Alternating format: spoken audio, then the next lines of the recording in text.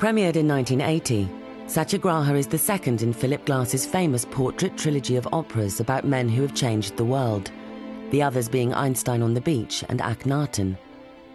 Hypnotically ritualistic in style, Satyagraha is a meditation on the spiritual leader Mahatma Gandhi's formative years in South Africa, when he developed his philosophy of non-violent protest as a powerful force for change. First encounters with Gandhi and his life and his life's work would have been in India in 1970. A guy I knew who had a carpet shop there. I mean, this is one of those kinds of funny people that you meet for no particular reason. He had arranged for me to see in a local movie theater some footage of Gandhi and the Salt March. And I was astonished at the, even in this old rickety black and white photojournalistic tape of the 30s, the absolute power of this personality just came right on you. And I wanted to know everything about him after that.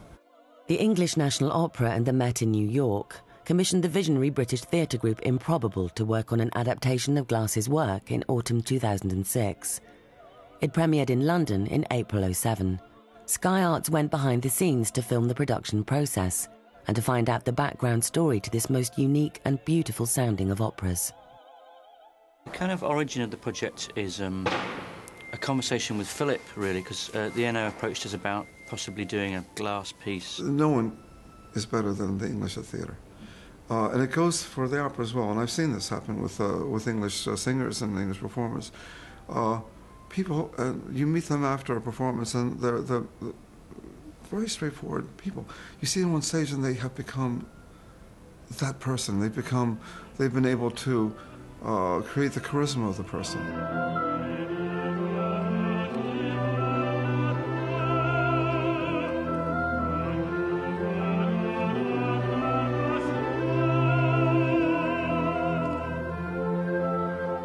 We just chatted, and we talked about the possibility of doing Satyagraha, so I went away and listened to it.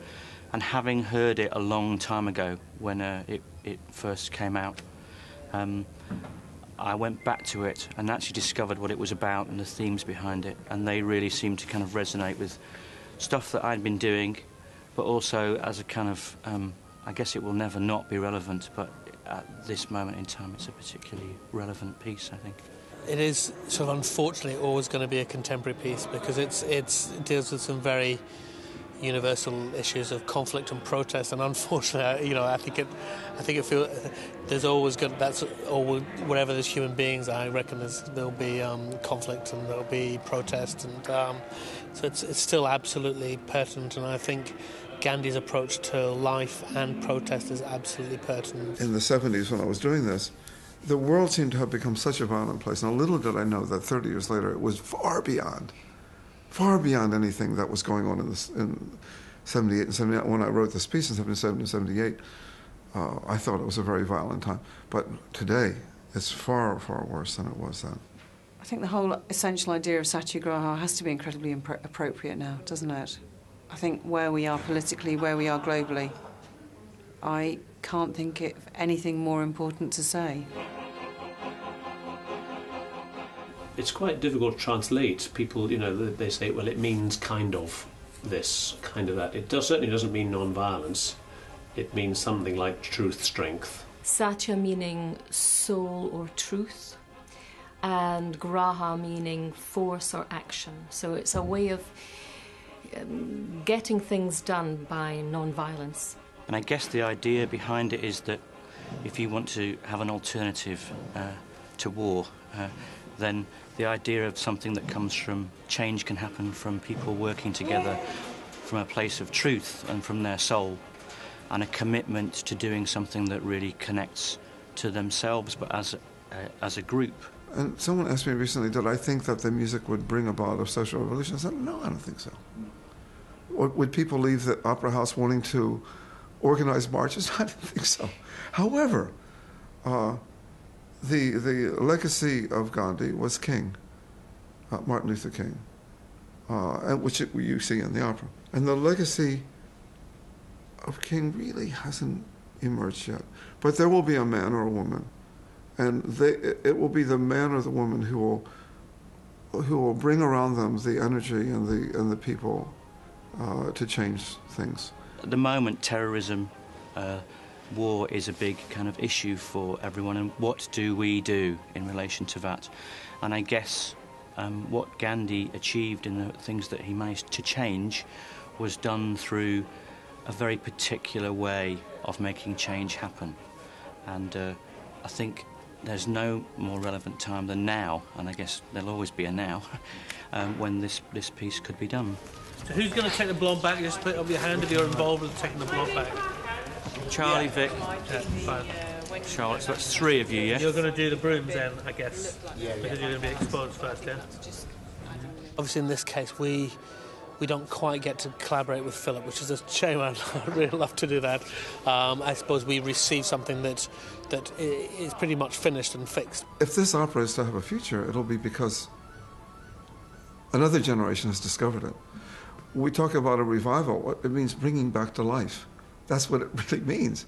So I remember talking with these two fellows. They came to New York, and I had several conversations with them, and they said, well, do you have any ideas? And I said, oh, no, I don't have any ideas. They said, what, do you have any suggestions? I said, no. I said, why don't you do it, and I'll come and see it. I said, well, what do you think about... I said, you don't need to tell me. I said, do you want to come and see it in progress? I said, no.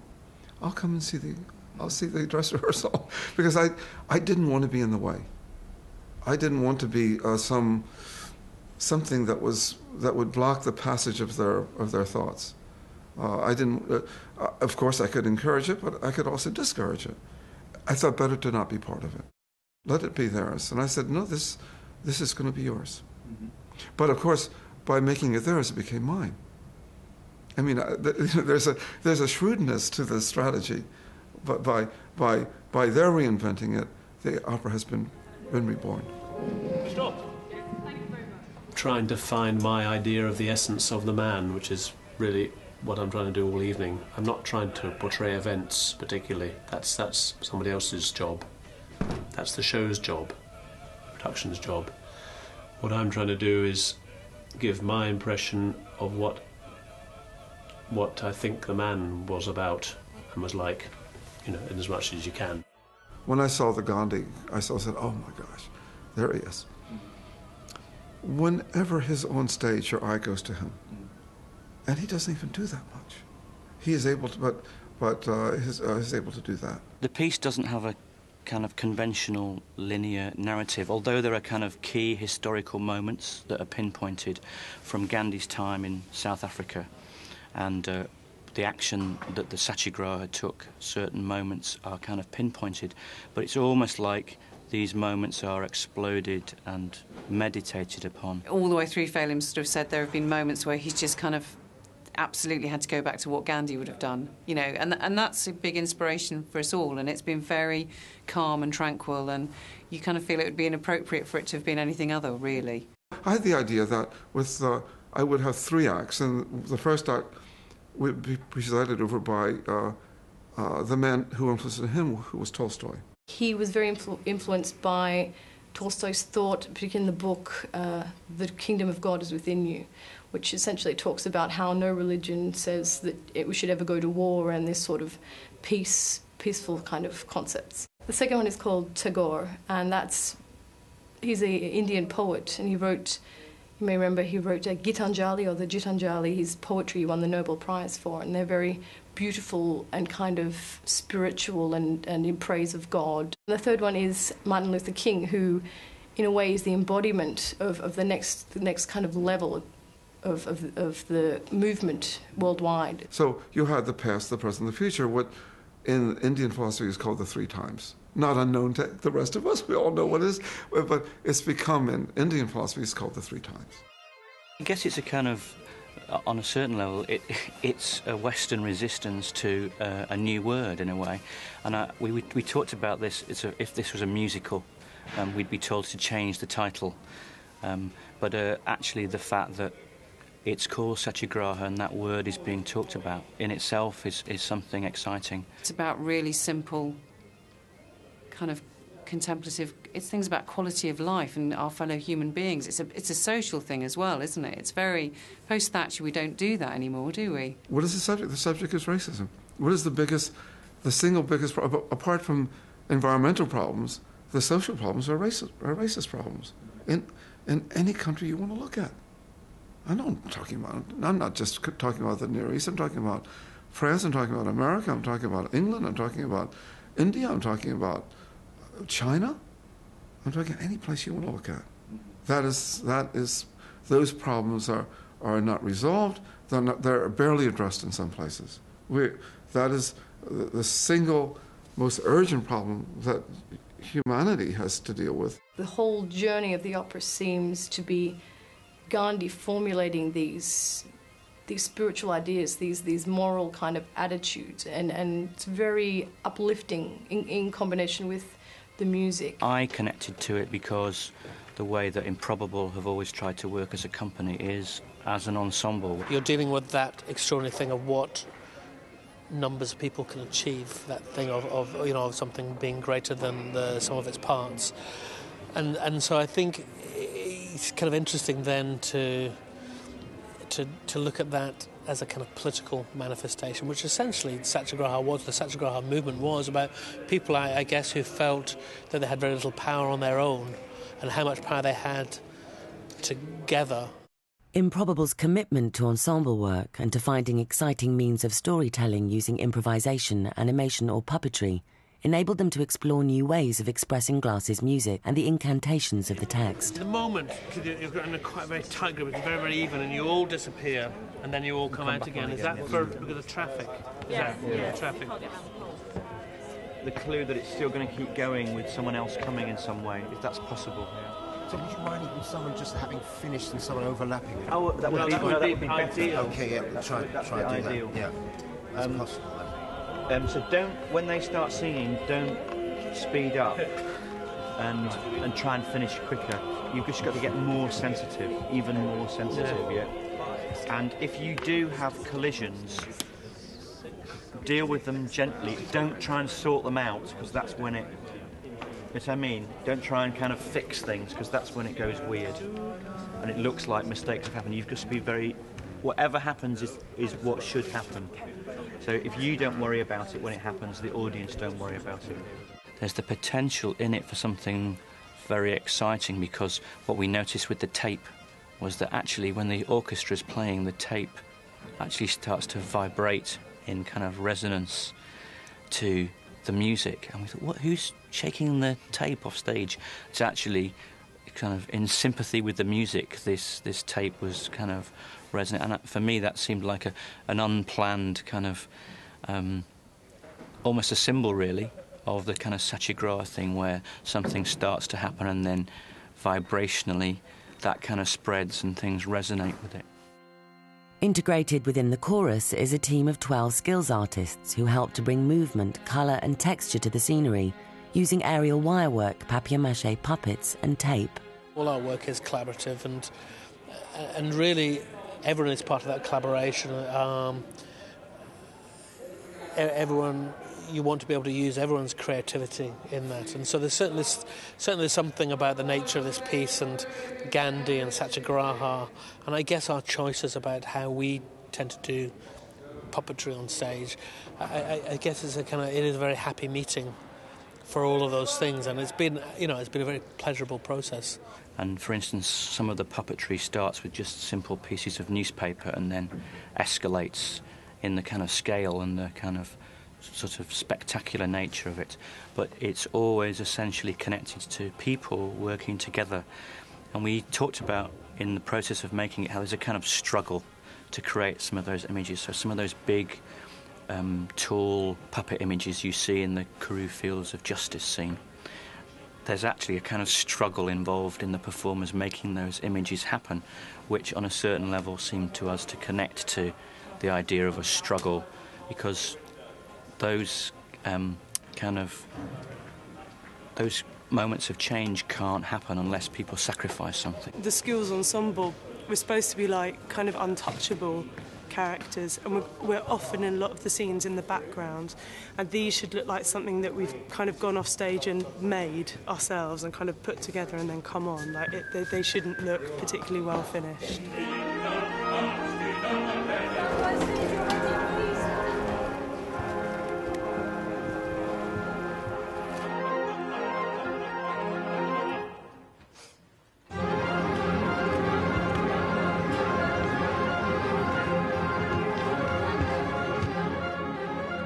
The sort of people that the message of Satyagraha can't reach, I suppose, in a way.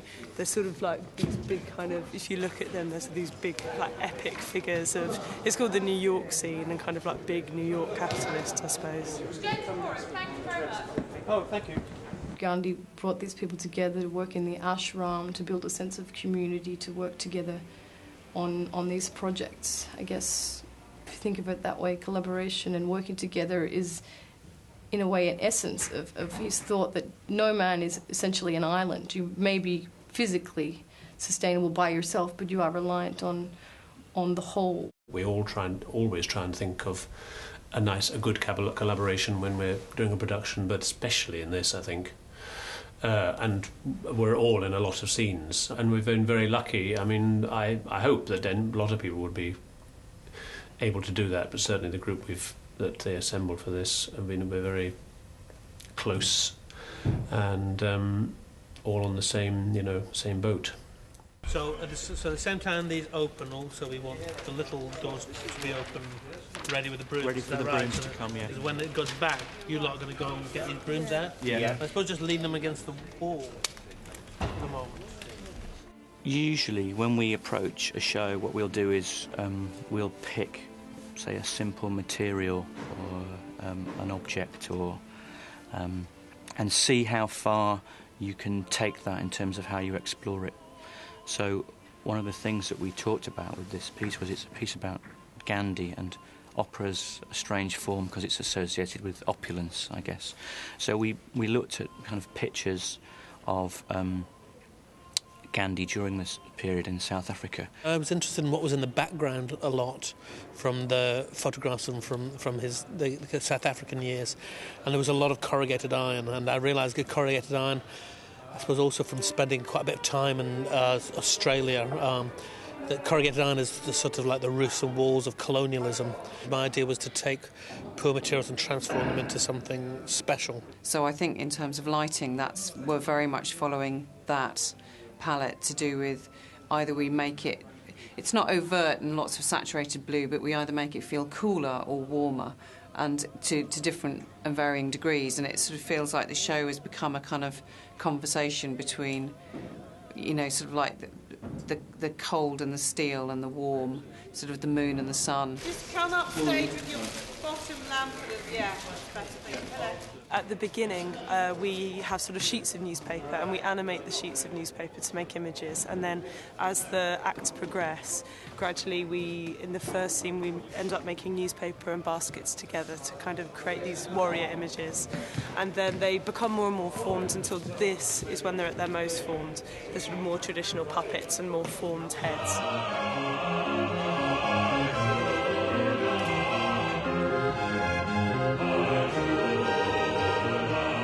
I think as a company we're known as a kind of company that improvises, but in a way that's about exploring how people work together and the atmospheres that they can create on stage together. So working with the singers, the chorus and the main singers, has been a journey of how can we create an atmosphere on stage that embodies this idea in a way.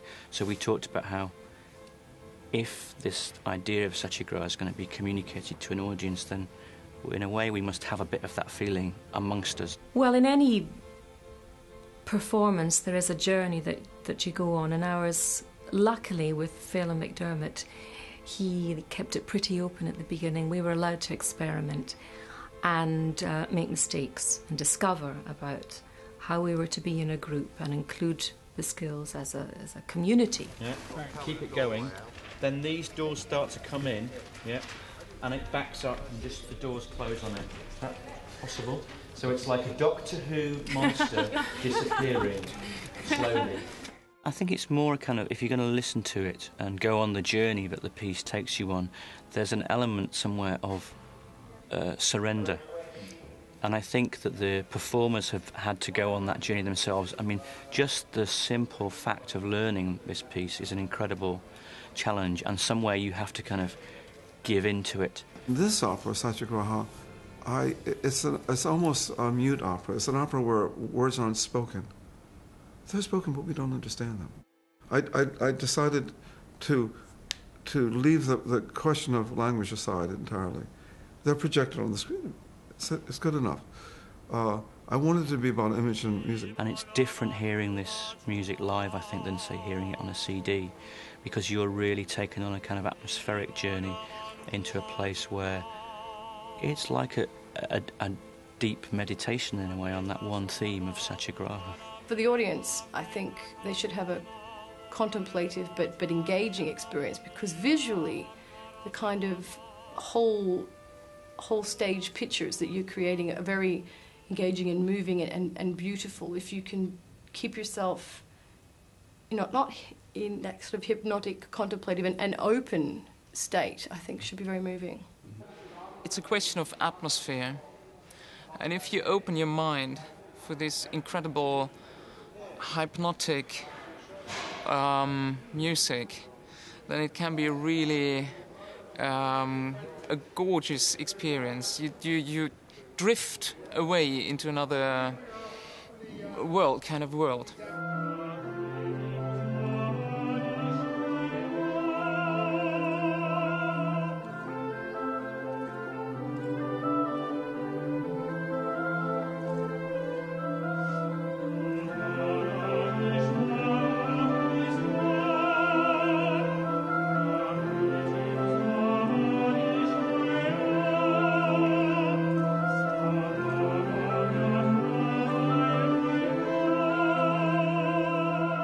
I always felt Satyagraha should be in London, and I think more so than ever, because the issues there's